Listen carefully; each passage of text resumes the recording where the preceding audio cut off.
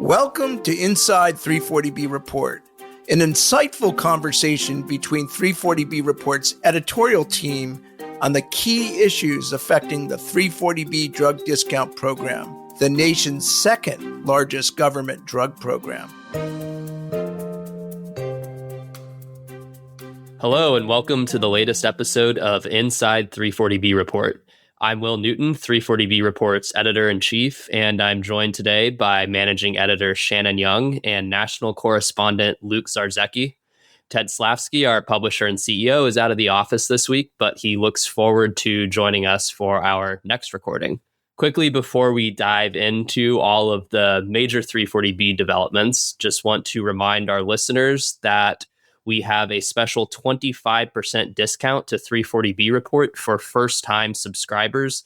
You can go to the subscribe tab at 340breport.com and use the coupon code podcast25 to take advantage of this great discount and be able to use our valuable news service. Also, just want to encourage our listeners, if you haven't yet, to check out 340B Report's business-focused podcast called 340B Leaders Upfront. It's hosted by Anna Mangum, and it showcases conversations with industry executives who are at the cutting edge of innovation and leadership in the 340B space. Thanks for that intro, Will. We've got several big major developments to discuss today in the 340B world, including a new Arkansas lawsuit against 13 drug makers and Second Site Solutions, the latest on 340B in Congress, including newly released lobbying data, and an update of HRSA's latest efforts to implement a controversial 340B rebate pilot. So let's dive in on what's going on in Arkansas. Will, you covered this new lawsuit. Can you tell us why it's so important? Yeah, there was a pretty unexpected major development in Arkansas just this past week. And as a quick reminder, Arkansas was actually the very first state all the way back in 2021 to enact a law that prohibits drug manufacturers from placing restrictions on the delivery of 340B drugs. That law was upheld by a federal district and appeals court against a drug industry lawsuit, and the state has been very aggressive so far in enforcing it, and that had led many manufacturers to at least partially exempt providers in the state from their contract pharmacy restrictions and allow providers to use an unlimited number of contract pharmacies in the state, though many manufacturers still continued to require claims data submission. Now, the big development is that Arkansas's Attorney General, Tim Griffin, he's a Republican, filed a lawsuit in state court against, as you mentioned, 13 drug manufacturers and Second Site Solutions. Second Site Solutions is the vendor that operates 340B ESP, which is what most drug makers use to administer their contract pharmacy restrictions and claims data requirements. Now, what was notable about this lawsuit is that it argued that really all of these manufacturer restrictions violated Arkansas's 2021 law, Act 1103. So not only were contract pharmacy restrictions, but also claims data requirements, including in-house pharmacy claims data requirements, are all not permitted under the law according to this lawsuit. And Second Site was named on this because the Attorney General argued that its platform 340B ESP was complicit in allowing manufacturers to implement these restrictions that the Attorney General is alleging were unlawful under this state law. What was even more interesting is that the Attorney General really tried to make a big deal about this. So he held a press conference the next day on July 22nd, surrounded by a number of state providers and members of state provider trade groups and pharmacy groups. And he was really sort of drilling in on why he feels this case is very important. He even said he expected it to be, quote, a billion-dollar case ultimately. So under Arkansas's law, there's basically, it allows there to be a fine of up to $10,000 for any unique violations of the law. He said during the press conference that the state had found over 300,000 violations of the law and that he expected to find more. So, you can do the math. That would mean if all of them get the full $10,000 fine, you're looking at $3+ billion. So that's really something interesting to follow. And I have this quote here, which he said, quote, the penalties are about making it so punitive that they never want to do this again in our state. So Tim Griffin was really, really zeroed in on this, and he said that he expected other states to follow suit. Now, we should mention, right, this is, a lawsuit that was just filed in state court. We reached out to the defendants in the case for comment. Most of them declined to comment, although one drug maker said they supported the 340B program, but had some concerns about misuse of the program. So, a lot has to happen before any of these allegations that the Attorney General is making actually get proven in a court of law. But it is very, very important because this is by far the most aggressive action a state has taken towards enforcing its contract pharmacy law. And it's one of the very few, actually only the second lawsuit we know of that actually targets these newer manufacturer policies requiring covered entities to report claims data on 340B utilization at in-house pharmacies. So it's important for a number of reasons. And that's something that we'll really keep close tabs on. And as I mentioned, right, Arkansas was the first state to enact one of these laws. Louisiana was the second state to do so just 2 years later. We're up to like 20 something now. But Luke, you did some really interesting reporting on a new development related to Louisiana's law and how one major manufacturer is responding there. What can you tell us? Yeah, so after a New Orleans federal court rejected AstraZeneca and some other drug makers' requests for a rehearing on Louisiana's 340B contract pharmacy access law, AstraZeneca on July 16th, they exempted Louisiana providers from the drug makers' contract pharmacy limits. Now, that exemption only applied to AstraZeneca's contract pharmacy restrictions policy and not its claims data in-house pharmacy policy. And an AstraZeneca spokeswoman declined to comment on the new exemption and whether the company will exempt other states from its contract pharmacy restrictions or in-house pharmacy data requirements. Yeah, that's super interesting, especially because AstraZeneca so far has just given exemptions, partial exemptions to Arkansas and now Louisiana providers. So among the manufacturers, it's sort of been very resistant to exempting providers. So definitely a big deal that this happened in Louisiana. And so I know we've started by talking a lot about what's happening in the states, but as usual, people in Congress cannot stop talking about 340B no matter what sort of hearing, meeting, markup, et cetera, is going on. So Shannon, can you tell us about the latest mentions of 340B on Capitol Hill? Yeah, of course. I feel like it wouldn't be an episode of Inside 340B Report if we didn't mention Bill Cassidy. And yes, he did have more to say about the 340B program at a recent Senate Health, Education, Labor, and Pensions, or HELP Committee markup on July 22nd. So the committee was meeting to vote on about a dozen bills. All of them were healthcare related. And that included the Insulin Act, which is a bill that would cap monthly insulin costs for privately insured patients at $35. So before passing the bill on an 18-4 vote, the committee amended it to create a pilot program that would provide uninsured individuals or patients insulin at the same cost. Specifically, it would create a 5 to 10 year pilot that awards 10 states funding to help provide affordable insulin to uninsured patients. States receiving the grants would have to report on how they use the funds and how many individuals they served within a year. It also called for new insulin resource centers and hotlines for uninsured individuals. And so while the bill had some broad bipartisan support, HELP Committee Chairman Bill Cassidy, who's a Republican from Louisiana and well-known critic of 340B, who's long called for various overhauls to the program, he voted against the legislation and the amendment. And he argued that the measure as amended would give, quote, cover for 340B entities which are not using the 340B program the way that Congress intended. He said he supports the Insulin Act's core policy, but couldn't support, quote, creating new duplicative grant programs that exacerbate the problems in our healthcare system that drive healthcare costs, end quote. He also argued that providers already receive billions in both mandatory and discretionary funding to support their missions by participating in the 340B program. And then he said that any 340B provider is getting insulin for, quote, pennies on the dollar. These savings are supposed to be passed on to the uninsured or low-income patients to pay for insulin and other treatments on a sliding fee scale.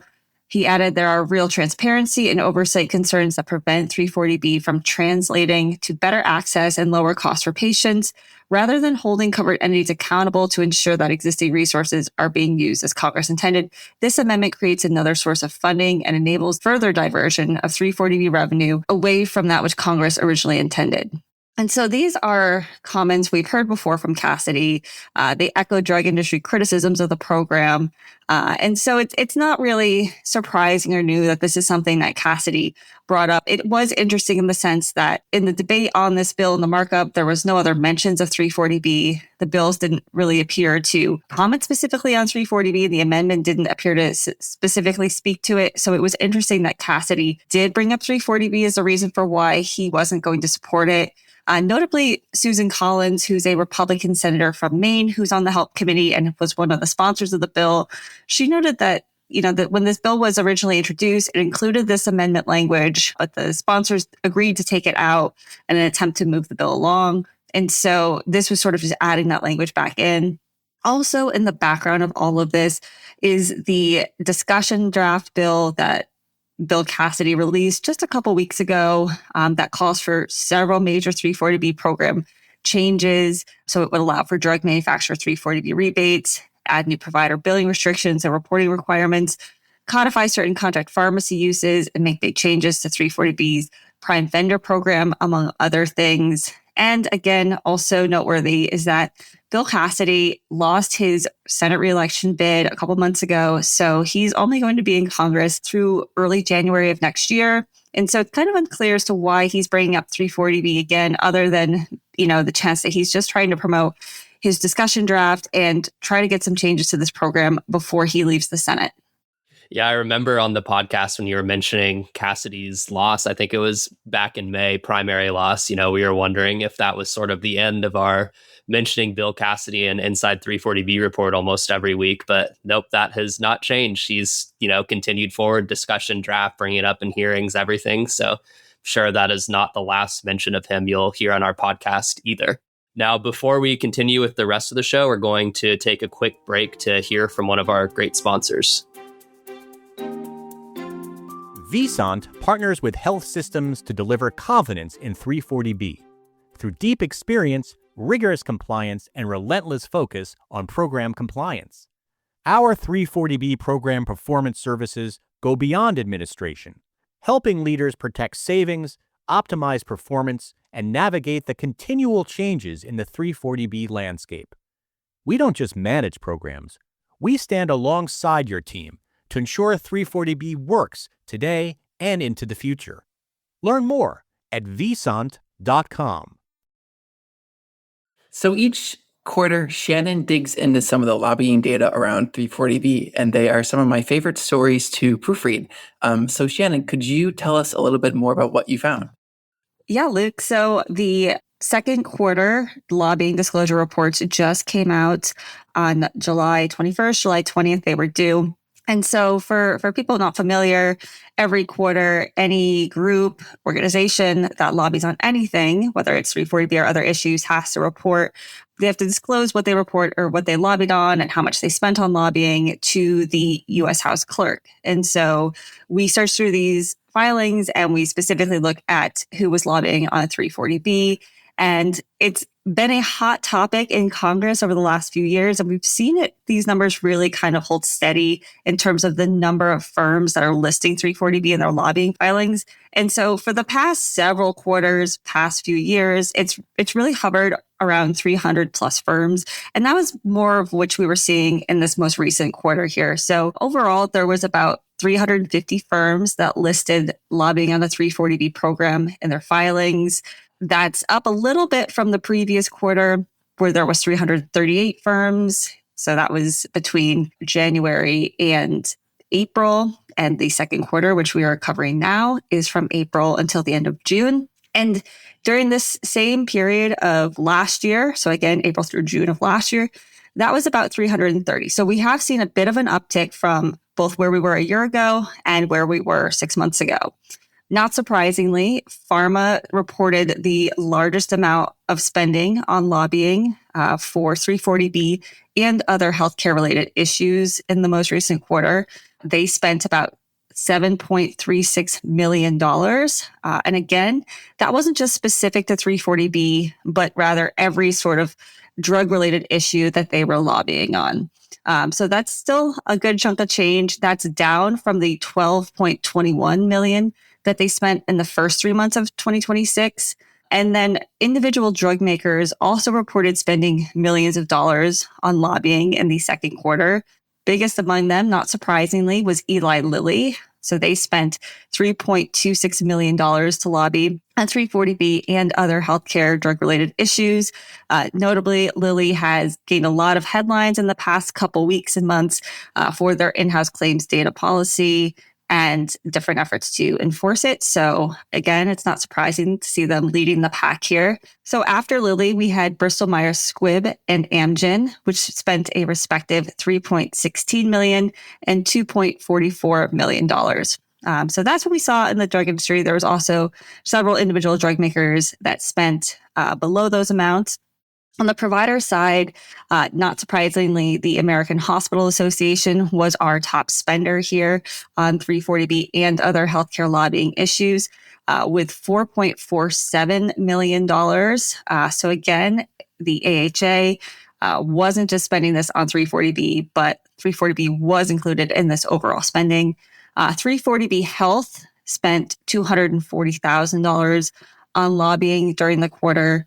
And the National Association of Community Health Centers spent $213,000 on lobbying in the second quarter of 2026, again, on healthcare issues, including 340B. So there is a big financial difference that we're seeing between what the drug industry is spending and what provider groups are spending. But again, it's pretty much on par for what we've been seeing over the last several quarters.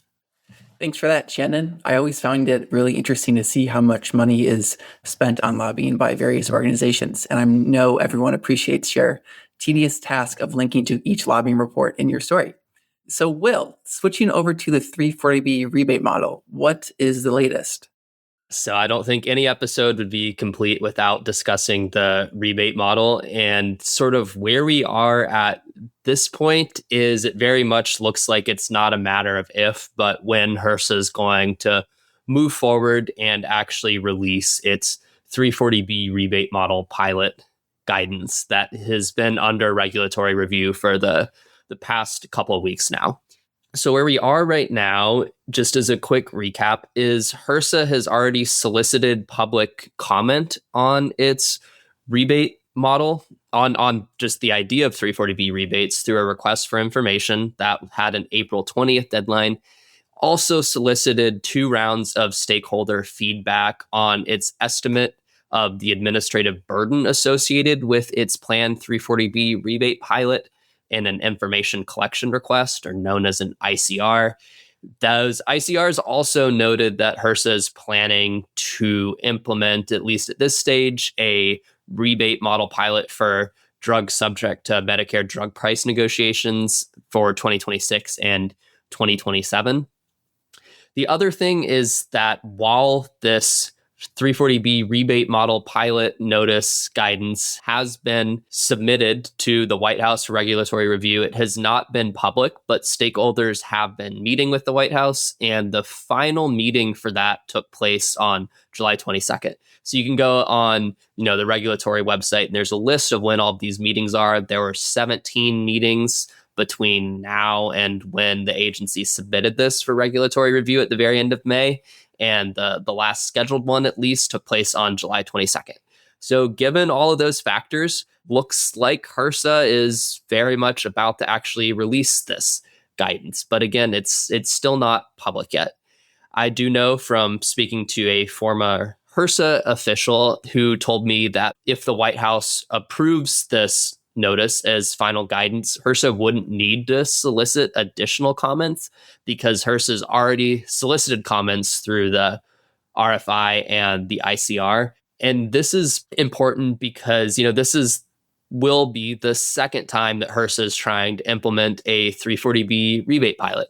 The first time it got implemented, or that HRSA was trying to implement it, it was blocked by federal courts after the American Hospital Association filed a lawsuit.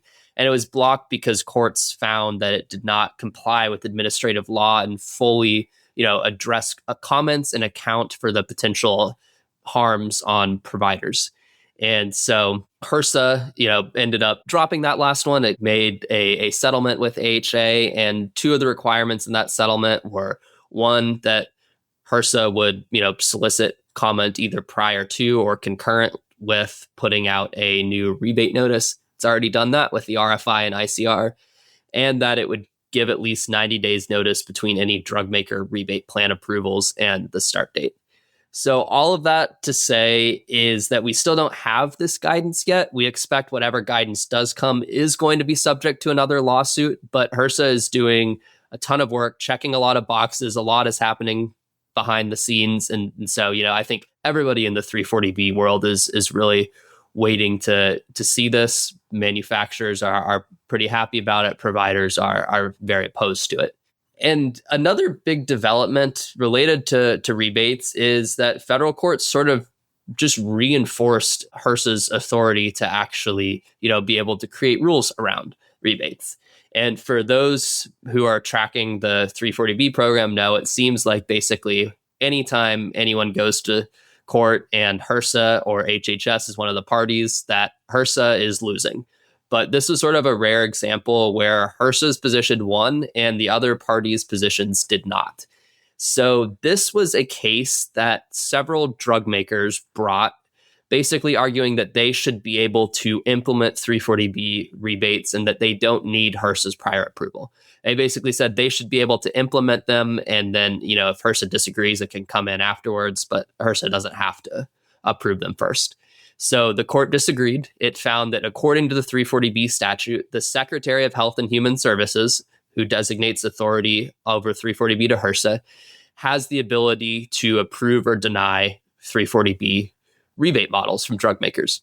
The court also did not agree with 340B Health, the trade group that was an intervener in the case, which attempted to argue that the 340B statute prohibits all rebates of any form. The court instead said they are allowed. HHS just has to approve them first. And this was a Washington, D.C. federal appeals court that decided this just this week. And it upheld a couple of Washington, D.C. federal district court rulings that also upheld HHS's authority. So we kind of have sort of a perfect storm here. We have, this document is under review from the White House. HRSA's checked all the boxes, and a federal court just separately upheld HRSA's authority over 340B rebates. So I think, as I said at the beginning of this section, it's sort of a matter of when HRSA is going to move forward with this, especially now that we have this court case upholding their authority over rebates, and they've been continuing to check all of the boxes to try and hopefully for HRSA, they hope that they'll be able to avoid some of the procedural missteps that led their rebate to get blocked by courts the first time. And again, all stakeholders are continuing their advocacy around this. Providers are very strongly opposed. They've been spending a lot of time disputing HRSA's estimate that the burden of a 340B rebate pilot would be only 5 hours per week on average per covered entity. Also flooded HRSA's request for information with hundreds of comments, if not more than that, really sort of detailing the administrative costs and harms that they argue would take place under a rebate pilot. And then at the same time, manufacturers have continued to argue what they have been arguing for a while, which is that they believe a 340B rebate pilot would improve program transparency and integrity. So it'll be interesting to see, what effect, if any, of these comments have on what HRSA ultimately publishes. And then when this pilot probably inevitably faces another provider lawsuit, sort of how it will hold up in court now that HRSA has been trying to be a little more careful about how it goes about it this time around. Thanks, Will. Thanks for that and for covering every tiny development in this whole process here as we wait to see what happens.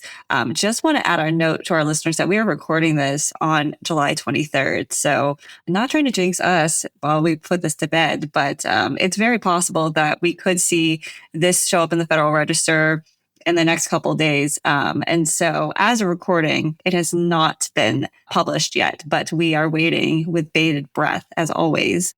And this brings us to the end of today's episode.